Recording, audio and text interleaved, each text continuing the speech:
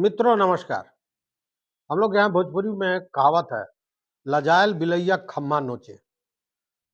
ये मैं क्यों कह रहा हूँ? मैं इसलिए कह रहा हूँ कि नियोजित शिक्षकों के सक्षमता परीक्षा को लेकर जो नियमावली बने, जो ड्राफ्ट आया, जो अभी भेजा गया है सरकार के यहाँ उसके अनुमोदन के लिए, हालाँकि अभी तक अनुमोदन हुआ है, इसकी सूचना नहीं है।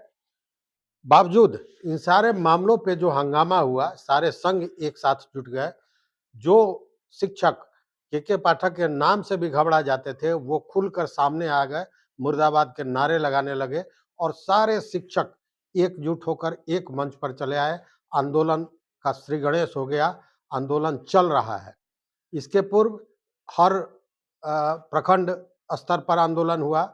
10 तारीख को कल हर जिला मुख्यालय में मशाल जुलूस निकाला जाना है। 13 तारीख को विधानसभा का घेराव होना है। इस बीच में क्या हुआ ये समझिए। इस बीच में यह हुआ कि मुख्यमंत्री ने इस मामले को अपने संज्ञान में लिया। उन्होंने कुछ जानकारियां हासिल की, कुछ लोगों से राय ली और उसके आधार पर संशोधन के लिए मुख्यमंत्री सचिवालय से यह फाइल चला गया चीफ सेक्रेटरी के यहाँ। अब चीफ सेक्रेटरी इसको देख रहे हैं। इस बाबत जो सूत्रों से जानकारी मिली वो ये मिला कि कुछ परिवर्तन होने जा रहा है। जैसे 3 अटेम्प्ट को जो सक्षमता परीक्षा में 3 बार तक परीक्षा दे सकते थे शिक्षक बंधु, अब वो 5 बार तक परीक्षा दे पाएँगे और 5 बार में भी अगर पास नहीं करते हैं, उस स्थिति में सेवा समाप्ति की बात की जाएगी। तिथि भी बढ़ाने की बातें आ रही हैं, ये अलग है। लेकिन अभी जो हम बात करने जा रहे हैं, वो ये करने जा रहे हैं कि लजाल बिलैया खम्मा नोचे। मतलब सारी चीज़ें हो गई।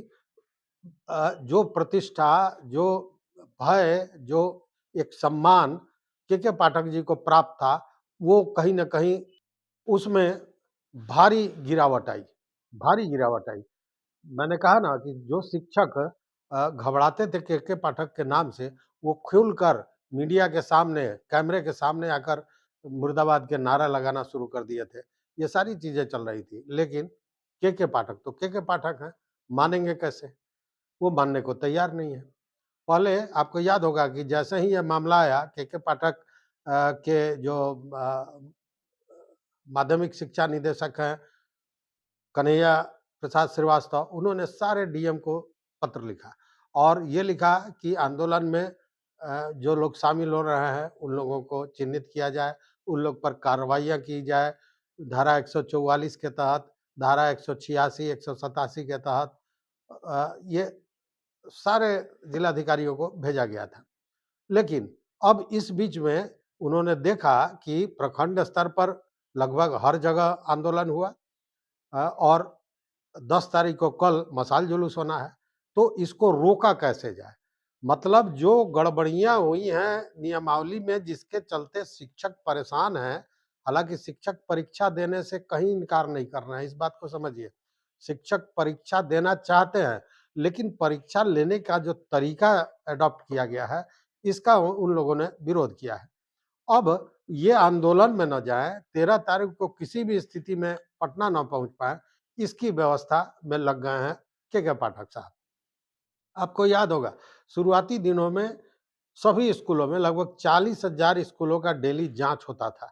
लेकिन बीच में के पाठक छुट्टी में चले गए थे।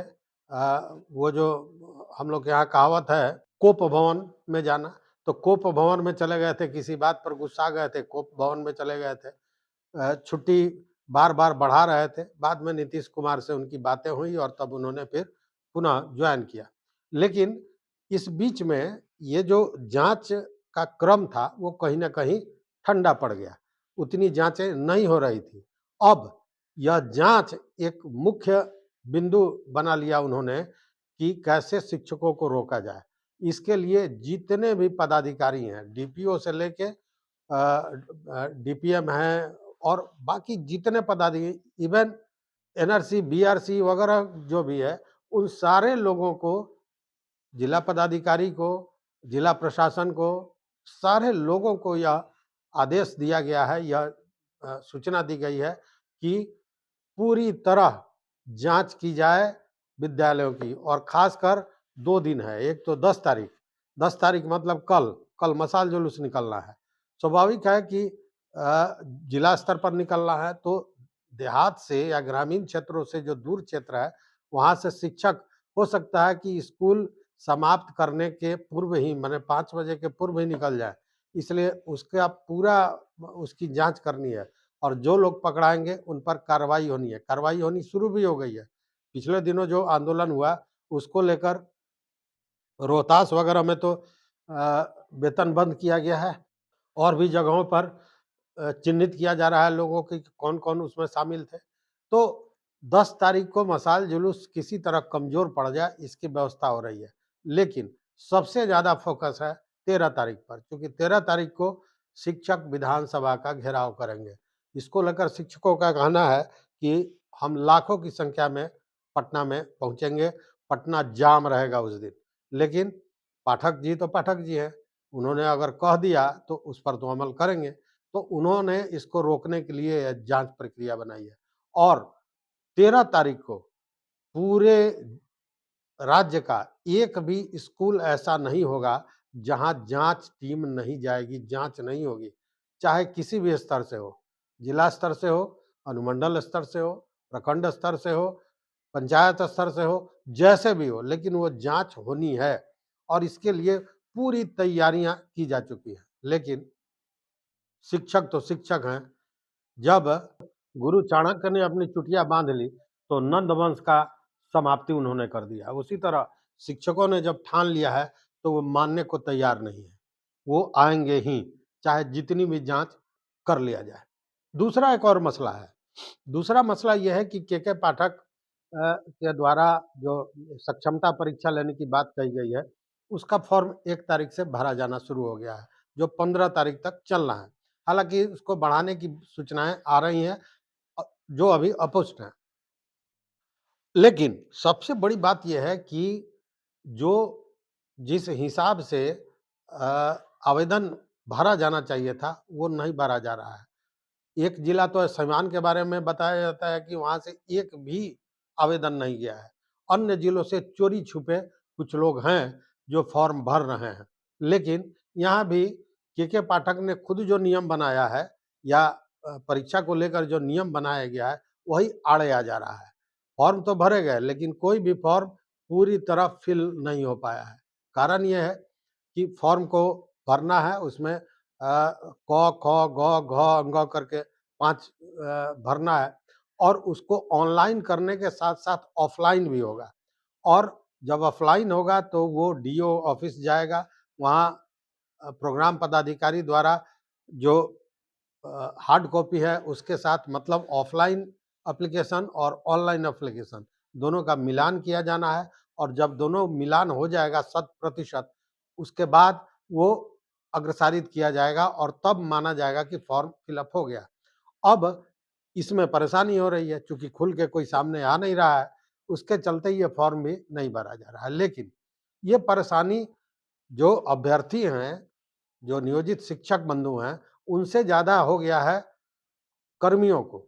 चूँकि ऊपर से पूरी तरह पाठक जी का दबाव है कि फ़ॉर्म मैक्सिमम भरा जाना चाहिए और फ़ॉर्म भरा नहीं जा रहा है। इसको लेकर डीईओ, डीपीओ, डीपीएम जितने भी लोग हैं, ये सारे परेशान हैं। चूँकि ऊपर से डीओ के यहाँ जा रहा है दबाव, डीओ अपने निम्न पदाधिकारियों को उसका दबाव दे रहे हैं, वहाँ से प्रधानाचार्यों तक जा रहा है, लेकिन स्थिति जस की तस बनी हुई है।